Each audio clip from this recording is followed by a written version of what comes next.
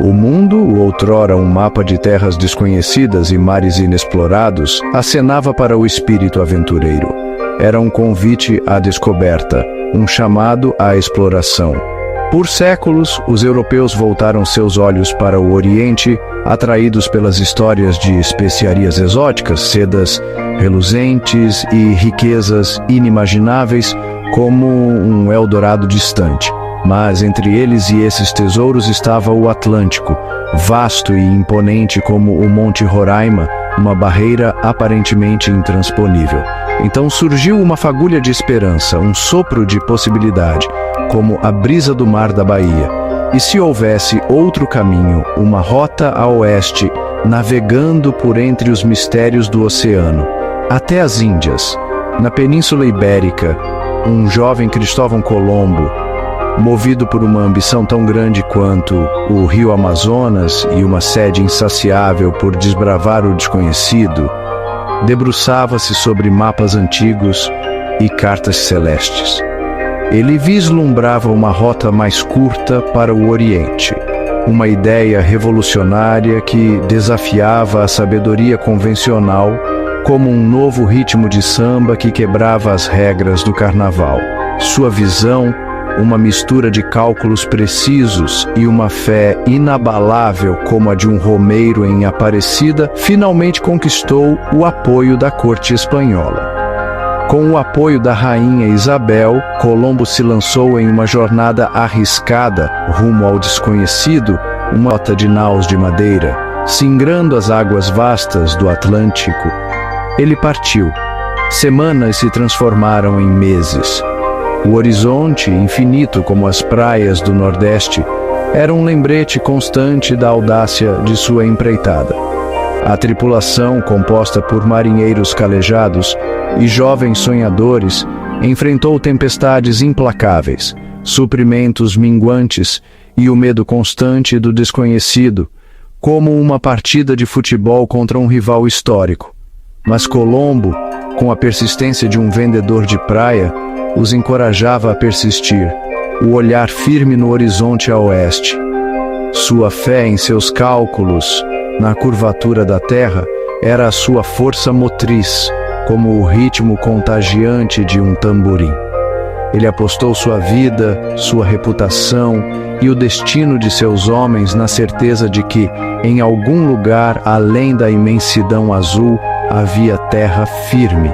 Essa fé inabalável, esse salto no escuro, o levaria a um novo mundo, um mundo que jamais poderia ter imaginado, tão diverso e surpreendente quanto o próprio Brasil. O grito de terra ecoou pelo convés, eletrizando a tripulação exausta. Depois de meses em alto mar, a visão da terra, verdejante e convidativa como um oásis no deserto, trouxe lágrimas aos seus olhos. Naquele dia histórico de 12 de outubro de 1492, Colombo pisou em uma ilha no Mar do Caribe, acreditando ter chegado às Índias. Ele chamou os habitantes de índios, sem ter a menor ideia de que havia descoberto um novo continente, um verdadeiro Eldorado, repleto de culturas e civilizações milenares. O encontro entre esses dois mundos, tão distintos quanto o dia e a noite, foi um choque cultural sem precedentes na história da humanidade. Os europeus, com suas armaduras reluzentes, arcabuzes e caravelas, pareciam seres de outro planeta para os povos indígenas.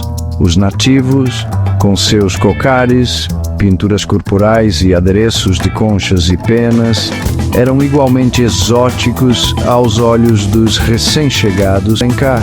Este primeiro contato, apesar da curiosidade inicial, trazia consigo a semente de uma relação complexa e muitas vezes trágica, como uma novela das 8. Colombo, em nome da coroa espanhola, tomou posse daquelas terras como se fosse dono do mundo. Ele via o novo mundo como um grande tesouro a ser explorado, uma terra de oportunidades, sem se importar com as consequências para os povos nativos. Ao retornar à Europa, Foi recebido como um herói, como se tivesse ganhado na loteria. Seus relatos de ouro e especiarias atiçaram a cobiça de reis e aventureiros. Suas viagens, embora representassem um grande feito para a época, deram início a um período de grandes transformações, conquistas e, infelizmente, muita exploração. A descoberta das Américas deu início a um período de intercâmbio sem precedentes entre o velho e o novo mundo. Um choque biológico e cultural como nenhum outro na história da humanidade. Essa troca, conhecida como intercâmbio colombiano, provocou uma profunda reformulação das Américas, uma ferida que ainda dói nos dias de hoje. Os ecos do passado ressoam pelas Américas, sussurrando histórias de civilizações perdidas e sonhos roubação dos ecossistemas, da alimentação e das sociedades do mundo todo. Das Américas fluiu uma abundância de plantações até então desconhecidas, batatas, tomates, milho e chocolate. Verdadeiros tesouros que transformariam a agricultura e a culinária europeias. Em troca, os europeus trouxeram trigo, arroz e gado, alterando para sempre a paisagem e os hábitos alimentares das Américas. Mas essa troca de bens e ideias foi uma faca de dois gumes, como se diz por aqui. Junto com os alimentos e animais, os europeus, sem saber, desencadearam uma invasão biológica. Doenças como varíola, sarampo e gripe, para as quais os povos indígenas não tinham imunidade, devastaram as Américas como fogo em palha. Aldeias inteiras foram dizimadas, suas populações devastadas por doenças que nunca haviam encontrado antes. Essa catástrofe biológica, uma consequência trágica do intercâmbio colombiano, teve um impacto devastador sobre as populações indígenas, muito maior do que as baixas de qualquer conflito futuro. No entanto, em meio à devastação, os intercâmbios culturais continuaram. A introdução dos cavalos, por exemplo, revolucionou a vida de muitas tribos indígenas, especialmente as das grandes planícies, transformando-as em formidáveis caçadores e guerreiros. A troca de idiomas, estilos artísticos e crenças religiosas, embora frequentemente marcada por desequilíbrios de poder, contribuiu para o surgimento de novas culturas híbridas, um verdadeiro caldeirão cultural.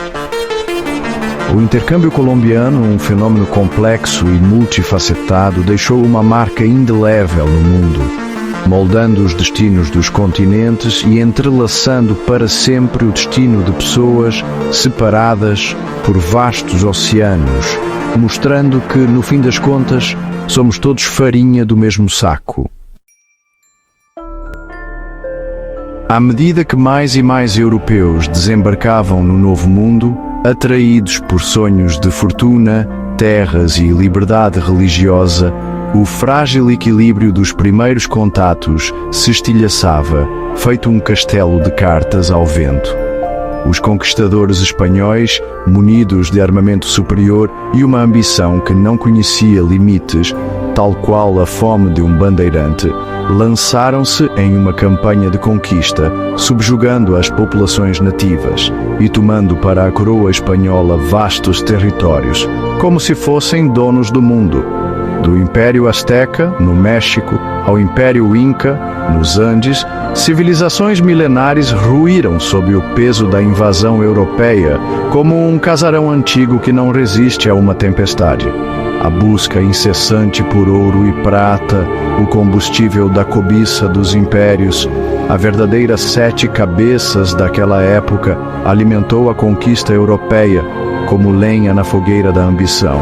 Minas escavadas pelas mãos sofridas dos indígenas extraíram riquezas imensas das entranhas da terra, enriquecendo os cofres da Espanha, mas deixando para trás um rastro de destruição ambiental e sofrimento humano, uma cicatriz que o tempo não apaga. A implantação da encomienda, um sistema cruel de trabalho forçado, pior que a corveia medieval, consolidou a opressão dos povos nativos, aprisionando-os em um ciclo de exploração sem fim.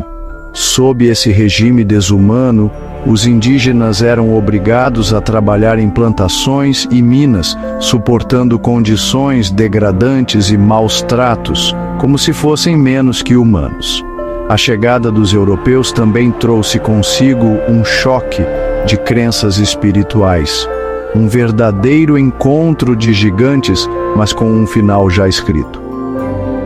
Os conquistadores, cegos pela fé católica, viam as religiões indígenas como pagãs e selvagens, como se só existisse um único caminho para Deus. Templos foram destruídos, objetos sagrados profanados e os indígenas forçados a se converter ao cristianismo como se a fé pudesse ser imposta na ponta da espada.